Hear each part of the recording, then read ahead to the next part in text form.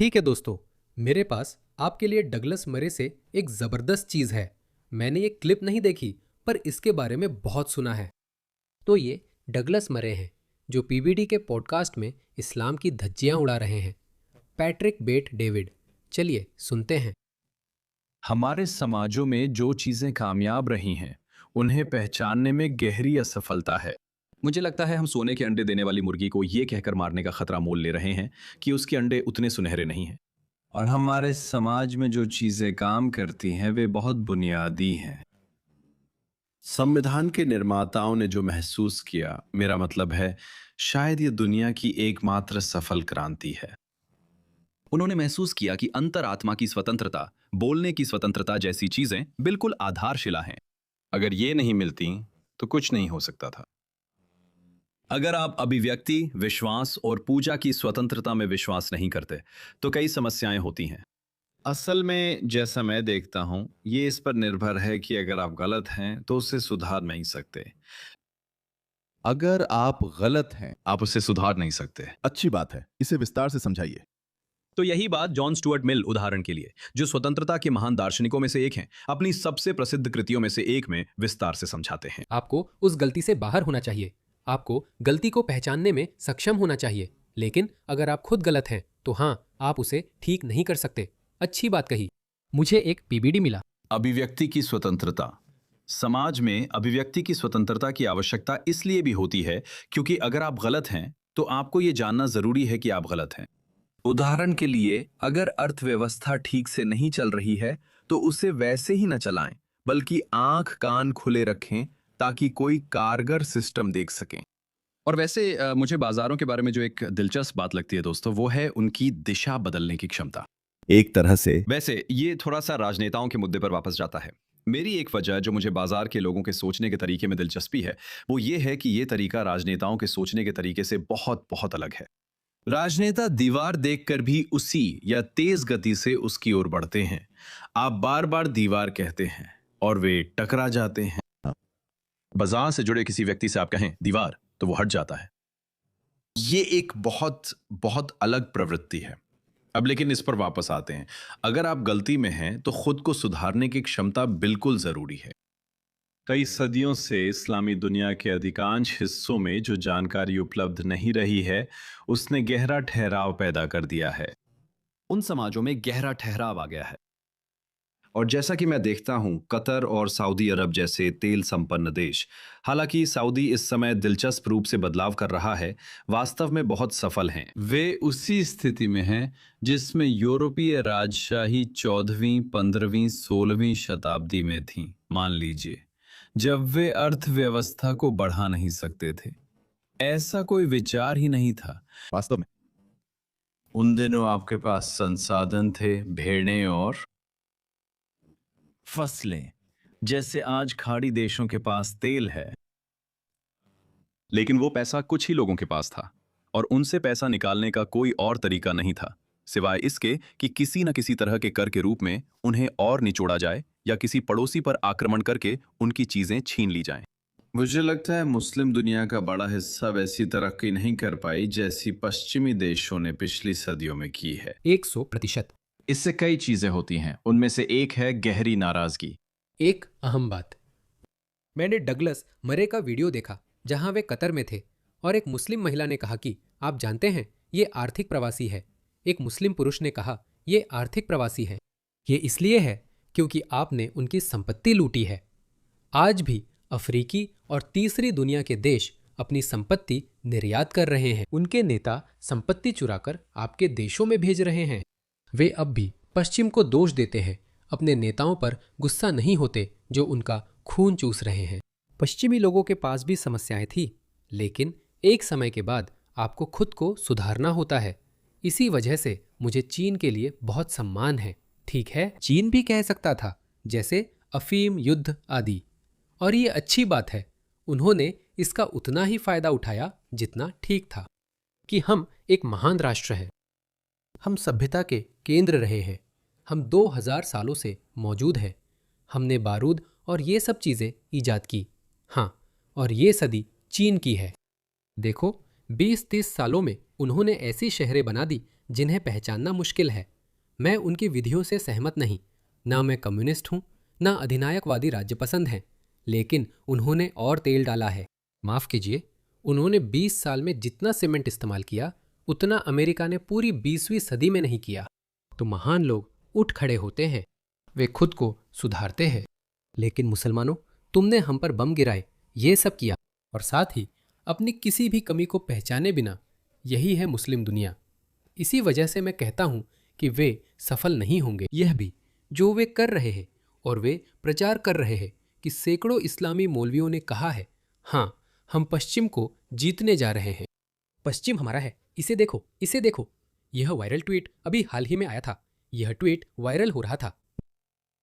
देखो, करीब 10 लाख व्यूज। हमारी इस्लामी दुनिया बढ़ रही है, उसे देखो। उसने इसमें स्वीडन, फ्रांस, जर्मनी, यूके और नॉर्दर्न आयरलैंड को जोड़ा है। वे इस पर इतराते दिख रहे हैं। इसे देखो, इस मुस्लिम को देखो। ये बहुत चालाकी से किया गया तरीका है। आपने उन्हें बलपूर्वक नहीं जीता, जो कि किसी देश को जीतने का सम्मानजनक या एकमात्र तरीका है। आप ऐसे हैं, कृपया मुझे अपने देश में आने दें। मेरा देश बहुत खराब है। ठीक है, आप गरीब पश्चिमी लोगों की भलाई पर भरोसा कर रहे हैं, जिन्होंने कहा, ठीक है, जानते हो क्या? ठीक है, हम आपको अंदर आने देंगे। और फिर आप वही करते हैं जो आप आमतौर पर करते हैं। आप ऐसा करते हैं। आप ऐसा करते हैं, उन्हें उकसाते हैं। देखिए, ये न्यूयॉर्क है। आपको पता है, इससे लोग परेशान होते हैं। लोग आपके व्यवहार से और ज़्यादा परेशान होते जा रहे हैं। असल में यही बात है। ये आदमी मुझसे बेहतर करता है। ये मेरा सिर नहीं है, ये मेरी ड्रेस नहीं है, ये मेरी कटी हुई ड्रेस है। Everyone has discrimination. कृपया मुझे संयुक्त राज्य अमेरिका में जाने दीजिए, कृपया। I can't read a kill people for no reason. Death to the Jews, death to the Christians, kill kufar. Victory to Muhammad, victory to Islam, death to kufar. That's literally them. They beg the West to let them in, and when they come, this is what they say. I'm just doing that because. Music, क्योंकि मुझे आपको यह दिखाना है। मैं बढ़ा चढ़ाकर नहीं कह रहा हूँ। वे यहाँ खुले आम आते और प्रचार करते हैं। उनके लिए जो कुछ भी तुम कर सकते हो, ताकत और घोड़ों से उसकी तैयारी करो। वो ये मिस्र में नहीं कह रहा है, वो ये लंदन में कह रहा है। कि तुम डर पैदा करोगे, तुम आतंकित करोगे, तुम उसे डराओगे और आतंकित करोगे। तुम्हें डराओ और आतंकित करो। अल्लाह मुसलमानों से कह रहे हैं कि तुम काफिरों, यहूदियों और ईसाइयों को डराओगे और आतंकित करोगे। अहदुल्लाह। ये और भी आगे बढ़ता है। अल्लाह के दुश्मन और तुम्हारे दुश्मन। मैं सुभान अल्लाह दुश्मनों के दिलों में डर और आतंक भर दूंगा। तुम्हारे दिलों में। अल्लाह तुम्हारे दिलों में डर डालने वाला है। तुम पश्चिमी लोग जो कहते हो शरणार्थियों का स्वागत है, कृपया हम आप सभी से प्यार करते हैं। ये लोग खुलेआम कहते हैं। सोचिए निजी में क्या कहते होंगे। मैं उनके दिलों में आतंक फैला दूंगा। फउल्किया फी कुलूबिल लज़ीना कफरू रुअबुन। देखो, फद्रिबू फौकल अनाक, उनकी गर्दन के ऊपर मारो। तुम, यही वह अपने साथी मुसलमानों से कह रहा है कि वे तुम्हारे साथ करें। और उनकी हर उंगली पर वार करो, और उनकी हर उंगली पर वार करो। उंगलियां क्यों? उंगली क्यों? क्योंकि वे लड़ नहीं सकते, वे लड़ नहीं सकते। आप उन्हें अक्षम कर देते हैं। इसलिए वे ट्रिगर नहीं दबा सकते, यहां तक कि आत्मरक्षा में भी। समझदारी दिखाओ, इस तरह हाथ काटो। खत्म, मर गया। मर गया। अल्लाह आपको सिखा रहे हैं कैसे लड़ना है। ध्यान दे, वो आपको तरीके बता रहा है। ओह, मिक जैगर जैसी चालें, है ना?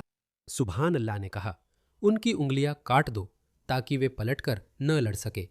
क्या चाल है! क्या गजब का दिमाग है! ये तो अलौकिक ही होगा। कितना बुद्धिमान है। देखो दोस्तों, इस पर इतरा रहे हो। और सबसे महत्वपूर्ण चाल, फजरिबू मिनहुम फौक कुल बनान, फजरिबू फौकल आनाक, कुल्ला बनान फजरिबू फौकल आनाक। एक ही वार में खत्म कर दो। एक ही वार। बुम। हाँ, तो अगर आप मिले, हाँ, फैजा लकीयतुम अल्लज़ीना कफरू फजरिबू अर्रुकाब, सूरह मोहम्मद। अगर आप उन्हें देखें जो फजरिबू अर्रुकाब, ये बार बार आता है, या तो गर्दन या उसके ऊपर वार करो, जैसा कुछ लोग कहते हैं अल रस। वे इस बात पर चर्चा कर रहे हैं कि तुम्हें कैसे मारा जाए। वे चर्चा कर रहे हैं कि तुम्हें कैसे मारा जाए। एक और वीडियो। ये सब खुलेआम हो रहा है दोस्तों। इस आदमी को देखो। जब मुसलमान जाते हैं और पड़ोसी देश पर कब्जा करते हैं तो हम क्या करते हैं? हम उन सबको मार देते हैं। नहीं, नबी साहब कहते हैं सबसे पहले आप उन्हें इस्लाम की ओर बुलाओ। अगर वे इनकार करें तो उन्हें बताओ कि अल्लाह ने तुम पर टैक्स देना अनिवार्य किया है। इसके बदले जब दुश्मन आए और आपके देश पर हमला करे तो आप नहीं लड़ते, हम मुसलमान आपकी रक्षा करेंगे थोड़े पैसे के लिए। सुभान अल्लाह। ये पैसे 50% तक हो सकते हैं, जैसा मोहम्मद ने खैबर के यहूदियों से लिया था। उन्हें 50% टैक्स देना पड़ता था। मुसलमान 2.5% देते हैं। सुभान अल्लाह। हाँ, आप अपने घर और देश में आराम से सामान्य जीवन जीते हैं, लेकिन शरिया की हुकूमत है। दूसरे दर्जे के नागरिकों के रूप में उमर, दूसरे खलीफा जिन्होंने यरूशलेम पर कब्जा किया था, उनके नाम पर उमर का समझौता कहलाता है। इसलिए यहूदियों और ईसाइयों को नए सिनेगॉग और चर्च बनाने की इजाज़त नहीं है। यहूदियों और ईसाइयों के घर मुसलमानों के घरों से ऊंचे नहीं हो सकते। ये तो बस कुछ ही पाबंदियां हैं जो लगाई गई हैं। लेकिन तुम मेरे देश में रहते हो, कोई बात नहीं, सब ठीक है। हम ब्रिटेन और अमेरिका को जीत लेंगे। तुम अपने देश में शांति से रहते हो। तो तुम नाइट क्लब नहीं खोलते, तुम ये विचार नहीं करते। अगर वे मना करें तो कृपया हमें लड़ना होगा। अगर हम तुमसे लड़ें तो तुम्हें पकड़कर गुलाम बना लेते हैं। 21वीं सदी में गुलाम।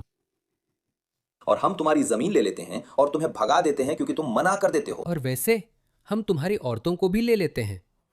ये मोहम्मद का सबसे पसंदीदा तरीका था। मोहम्मद के लिए जंग में जाने की यही सबसे बड़ा लालच था। उन्होंने औरों को भी लुभाने की कोशिश की। ये कुरान में है। उन्होंने अन्य पुरुषों को भी जंग में जाने के लिए लुभाने की कोशिश की ताकि वे सुनहरी बालों वाली औरतों को पकड़ सकें। यानी मोहम्मद ऐसा ही था, तो मैंने आपको उसमें 2 अच्छे विकल्प दिए। आने वाले 40 वर्षों में ये क्या है?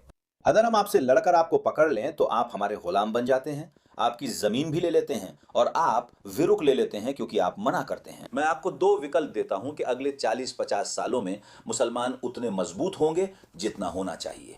यही बात वे खुलेआम कहते हैं। चलिए डगलस मरे की ओर वापस चलते हैं। अब आप समझ गए कि डगलस मरे क्या कह रहे हैं। क्या डगलस कुछ ज्यादा ही विनम्र हैं? और मुझे लगता है मेरे जीवन में इस संदर्भ में जो सबसे महत्वपूर्ण बातों में से एक है जो मैंने कभी समझी है, वो ये है।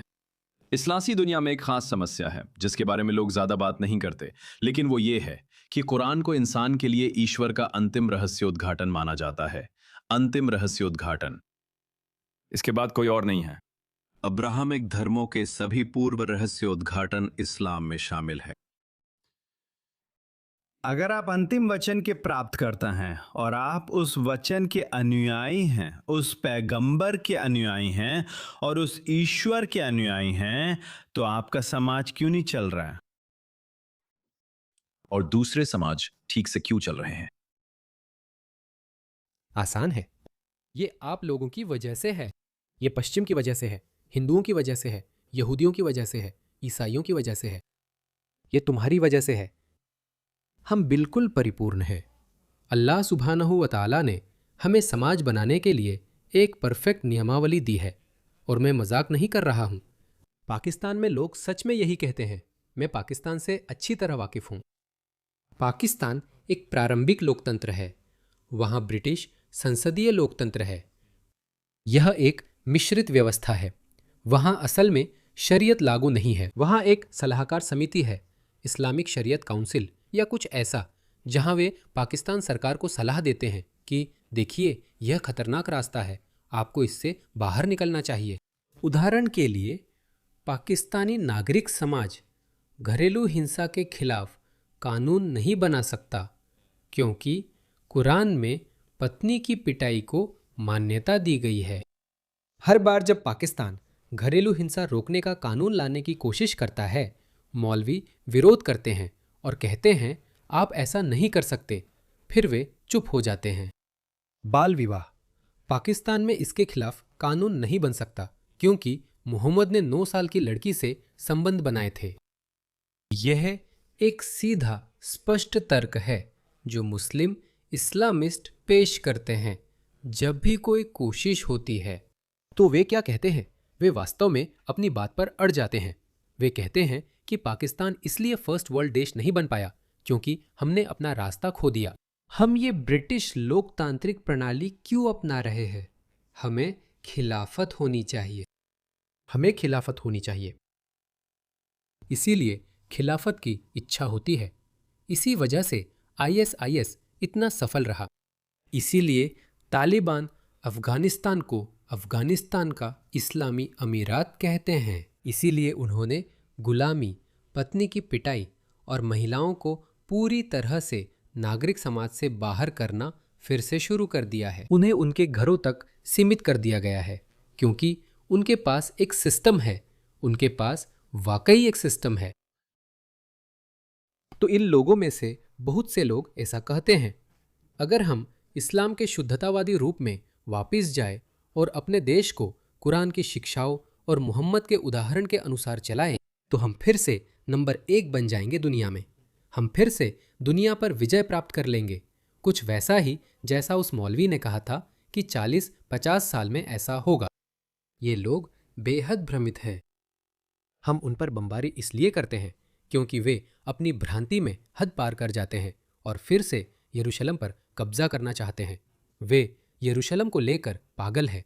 इसका लोगों की मौत से कोई संबंध नहीं है। सीरिया, यमन समेत कई मुस्लिम संघर्षों में ज्यादा लोग मारे गए हैं। मुद्दा यही नहीं, इसलिए मैं इजराइल के पक्ष में हूँ। इसी कारण मैं सभी इजराइल विरोधी पश्चिमी लोगों से कहता हूँ कि वे इजराइल का समर्थन करें क्योंकि वही लड़ाई हम सबको लड़नी होगी। अगर ये लोग काबू से बाहर हो गए तो हमें भी लड़ना होगा।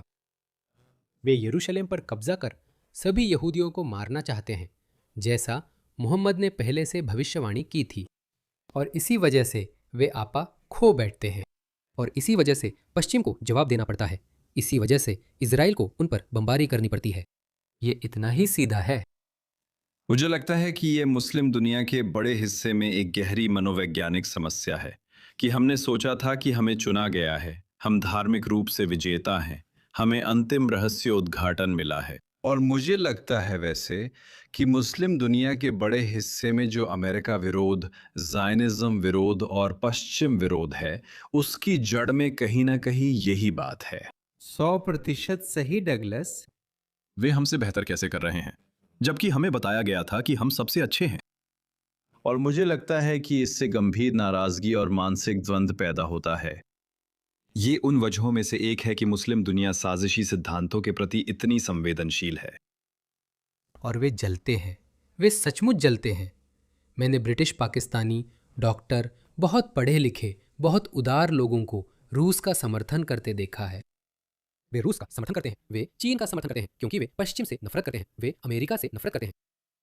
यही वजह है कि जब शार्म एल शेख में 10 साल पहले शार्क का हमला हुआ था, स्थानीय अधिकारियों ने कहा कि मिस्र के सबसे लोकप्रिय पर्यटन स्थल पर नहाने वाले व्यक्ति को खाने वाली शार्क को ज़ायोनिस्टों ने भेजा था। पश्चिम का हाथ दूसरी चीजों में देखना इस बात की व्याख्या है कि वहां चीजें ठीक क्यों नहीं चल रही हैं, और एक देश के बाद दूसरे देश में, चाहे वो मिस्र हो जो उनमें से कुछ की तुलना में अपेक्षाकृत अच्छा कर रहा है। क्या ऐसा है? ईरान में लोगों की बदहाली और प्रतिभा उजागर न कर पाने की समस्या इसी छोटे समूह को फायदा देने और बाकी की प्रतिभा को ना पहचानने पर खत्म हो जाती है। वो और राजनीतिक, व्यक्तिगत और धार्मिक स्वतंत्रता, जिसमें अभिव्यक्ति की स्वतंत्रता और पूजा की स्वतंत्रता शामिल है, ये सब बिल्कुल अनिवार्य शर्तें हैं। और यही वजह है कि मैं हमारे समय में हमारे समाजों के भीतर आत्मघाती पश्चिम विरोध को समझ नहीं पाता। जैसा मैं कहता हूँ, लोगों की आवाजाही बहुत कुछ बता देती है। जैसे आप कहते हैं, कोई भी धार्मिक स्वतंत्रता के लिए ईरान नहीं जा रहा, बेहतर जीवन के लिए कोई भी कम्युनिस्ट चीन नहीं जा रहा, और पश्चिम से तो बिल्कुल नहीं। आपके यहाँ शुद्ध प्रवासन नकारात्मक है ना? सही। इसलिए जब मैं उन कॉलेज छात्रों के बारे में सोचता हूं जो मानते हैं कि 2024 में बर्कले में उनसे ज्यादा बुरी हालत किसी की नहीं रही, तो यही कारण है।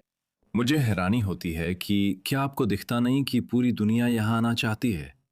क्या आपको इसकी कोई वजह नहीं लगती? क्या आपको नहीं लगता कि शायद यहाँ कुछ चीज़ें हमने अच्छी तरह की हैं? अगर पहले अच्छा किया है तो हमें उन्हें बनाए रखना चाहिए। तुम इतिहास के जानकार हो। 100% बिल्कुल सही। यही वजह है कि डगलस मरे है। बहुत अच्छा। हाँ, मुसलमान सबको दोष देंगे, लेकिन कभी खुद को आईने में नहीं देखेंगे।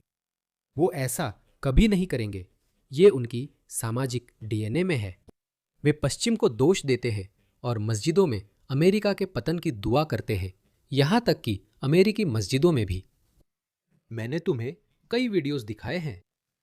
वे अमेरिका, ब्रिटेन, ऑस्ट्रेलिया में रह रहे हैं, शायद वेलफेयर सिस्टम का फायदा उठा रहे हैं और दुआ कर रहे हैं, हे भगवान, कृपया अमेरिका को नष्ट कर दो। सिर्फ यही वजह काफी होनी चाहिए कि हम उन्हें बाहर निकाल दें।